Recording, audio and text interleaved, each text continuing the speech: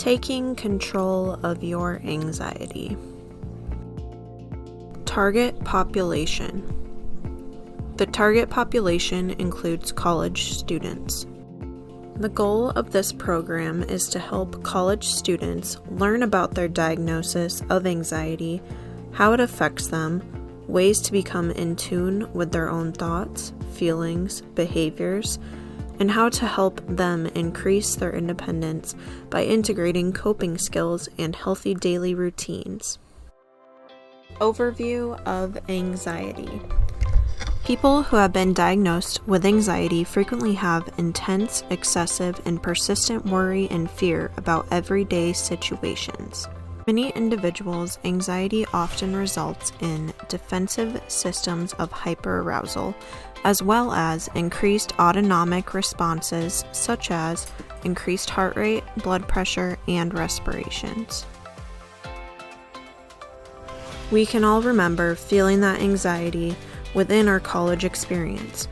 For instance, stressing out about exams, trying to manage your daily schedule, and just hoping to pass that class with flying colors. Statistics show around 40 million people within the U.S. are affected by anxiety. Within those 40 million people, 41% of college students present with anxiety symptoms.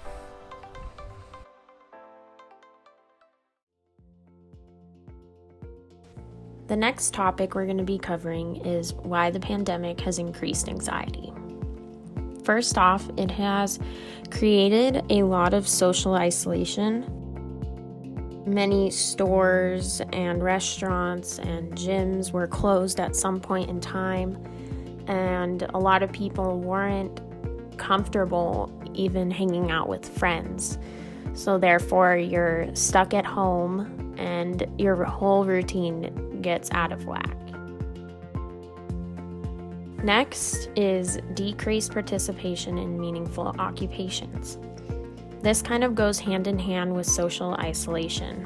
Many people were not able to see their friends and family because of the pandemic, and for them, meaningful occupation could be hanging out with friends.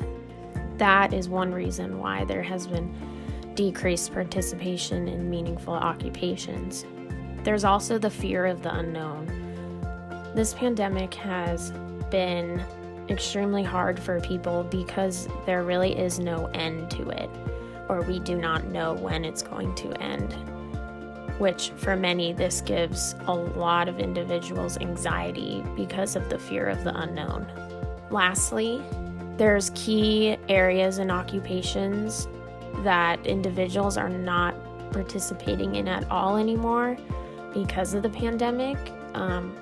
For example, I used to go to the gym and I don't do that anymore, and I would say that that is a key area or occupation that I'm not participating in, and this could be an example for many other people as well. The pandemic has just limited a lot of activities that we can or cannot do, and that is why anxiety has increased for many people.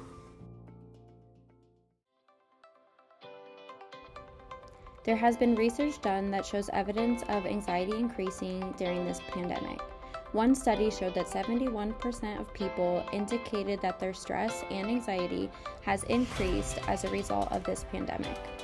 Some reasons that overall anxiety has increased in young adults during the COVID-19 pandemic are due to young adults spending more time alone, feeling more isolated, and being confined to the indoors.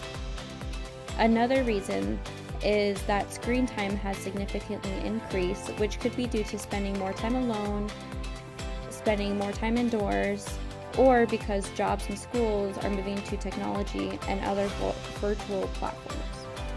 A study also done by the CDC showed that those who were already previously struggling with anxiety had an increase in substance abuse by 40%.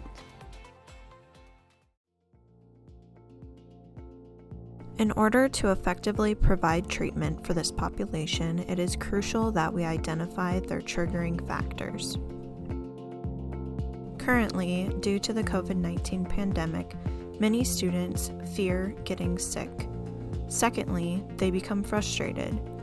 Thirdly, they often are faced with boredom. And as always, as a college student, there is financial instability. Due to the long-lasting pandemic situation, the onerous measures such as lockdown and stay-at-home orders bring a negative impact on higher education. Some findings say that there is an urgent need to develop interventions and preventative strategies to address the mental health of college students due to these changes. It is also important to note that there are anxiety-triggering elements that come along with the college lifestyle.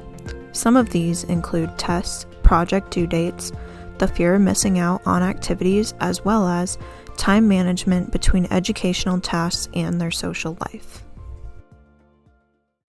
There are theoretical frameworks that guide the selection of techniques used for interventions.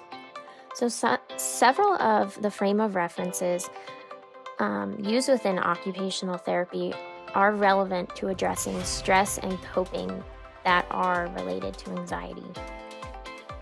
We are going to dive into the psychodynamic, and then we will talk about the CBT interventions and what each of those entail. So back to the psychodynamic intervention. This one can be done with writing and creative expression. So writing is expressive writing techniques that may be used to allow the individual to express what they are feeling. So this can be journal writing, free writing, something called flow writing, and then there is also expressive creative writing.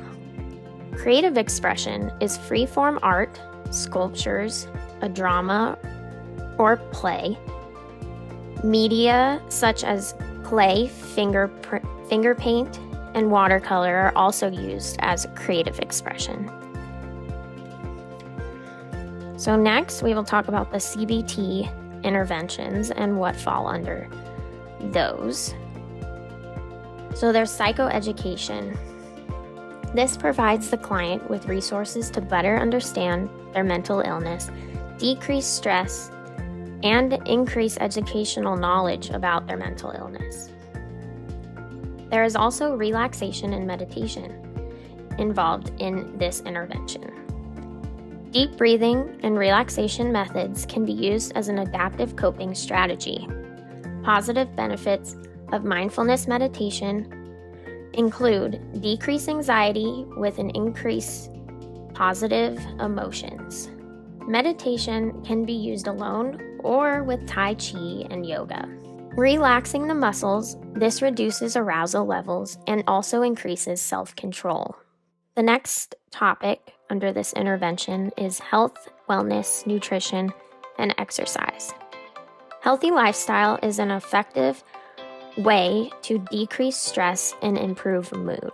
By exercising, you're increasing your endorphins, and by eating healthy, this allows you to improve your overall lifestyle.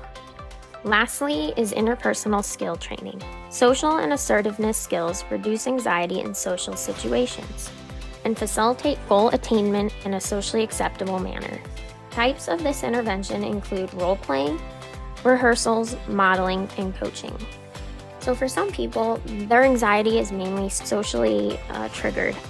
So if you're able to role-play and come up with examples of what you would do in a certain situation, this eases anxiety for certain people. Now, let's go over some interventions that occupational therapists can provide. Mindfulness and exercise include mindfulness practices such as yoga, mindfulness, body scans, weighted blankets, essential oils for calming, or exercise. Overall, mindfulness meditation has shown support in reducing stress and anxiety in college students. Additionally, there are many different aspects that can be included in mindfulness interventions, such as the frequency, how long it lasts, method of instructions, and by incorporating yoga. The third way is ability to access services, online services and in-person services. Many college students do not receive services because they do not perceive a need and prefer to handle their problems on their own. Even though telehealth services are available in many colleges and for college students, they will not seek services. Barriers to obtaining services were mainly personal, as it supported that some individuals thought that their condition was not severe enough to seek out the services. Some were not comfortable with interacting with unfamiliar people. Others claimed they were not comfortable talking about mental health issues over the phone. And the last group communicated that they had a lack of trust in the counseling services provided by the schools. Lastly, occupational therapists learn about a frame of reference that is specific to anxiety called CBT, or cognitive behavioral therapy. This therapy is a theoretical framework that guides the selection of techniques used for the intervention. Several frames of references are used within this occupational therapy and are relevant to address stress and coping. The main goal of CBT is to help people learn how to identify and change destructive or disturbing thought patterns that will have a negative influence on their behaviors and/or emotions. By doing this and engaging in CBT services, we could help others overcome these negative thoughts with strategies that may include journaling, role-playing, relaxation, and mental distractions. There are 4 main places that we will want to implement this program within the community. These 4 places include college campuses, coffee shops, primary care offices, and several access options for services. College campuses offer a great opportunity for this program. For instance, at Midwestern University, we are provided with complimentary counseling services, as well as a psychiatrist that is on campus. Due to the COVID-19 pandemic, these services have now been offered virtually rather than in person. The only downside to campus services is that once the student graduates, they will no longer be able to access these services. Another option within the community are coffee shops where college students study, or coffee shops on the campus. Coffee shops normally have a busy and bustling environment. By working with coffee shops, we can implement a quiet space to de-stress or study. Another option we can recommend to these stores is to offer more decaf beverages. By consuming less caffeine, students will be able to better manage their anxiety symptoms. Last, but definitely not the least, are primary care offices. Many individuals prefer to get in and out of doctors' offices. This can be due to several factors. Usually, doctors' offices are often cold and uninviting. They are not typically a place where you think of opening up about your mental illness. Occupational therapists can serve a role within primary care offices by providing information on how to handle and cope with stress. If needed, medical staff within the office can recommend a psychiatrist to prescribe medications or therapy. As an occupational therapist, it is also important to understand the variety of ways that students can access therapy and treatment. Therapy and treatment can be provided virtually and in person. Virtual options for access to therapy and treatment include mobile applications and Zoom or other online virtual meetings. In person includes in-person meetings with the student and therapist, as well as group therapy meetings with other students. All in all, the occupational therapist should provide therapy for the student in the access mode that works best for them.